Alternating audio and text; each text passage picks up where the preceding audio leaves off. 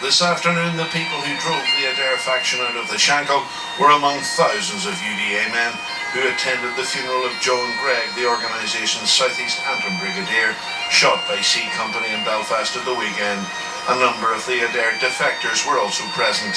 A volley of shots was fired over the coffin, but well away from journalists and camera crews. The UDA's top men, including Jackie MacDonald and Jim Gregg, walked behind his coffin, which was draped in a UFF flag.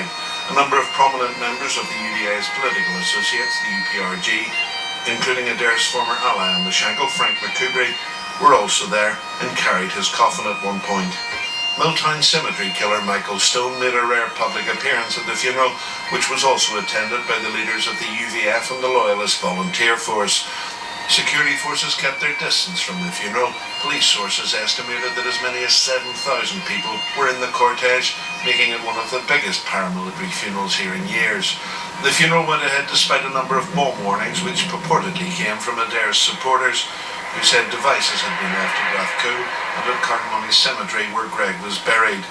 Afterwards, UPRG member Tommy Kirkham was asked if the feud was now over.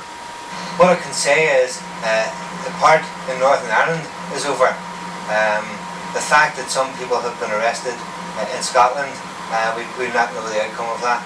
The UDA's Inner Council had given members of C Company until midnight tonight to quit the unit, but it's now clear that John White's interview on UTV Live last night, during which he said he was indifferent about John Gregg's murder, precipitated the purge. He was the aggressor, and those that live by the sword die by the sword.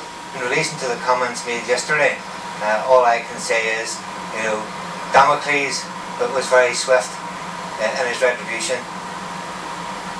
You're talking about what John White said? Is John White still a target? As far as we're concerned, the UPRG have now put the thing to bed. It's time for us to move on. The question of John White and the outcome, whatever happens to him, is beyond our control.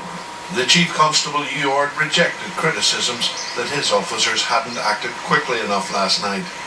They came under a sustained attack, without doubt, they saved lives last night, one in particular. Shots were fired. We made an arrest, so we have some success in terms of the situation that went on down there. What appears to have happened last night is a number of people from Shankill have chosen to leave Northern Ireland, which may have some calming effect, quite frankly.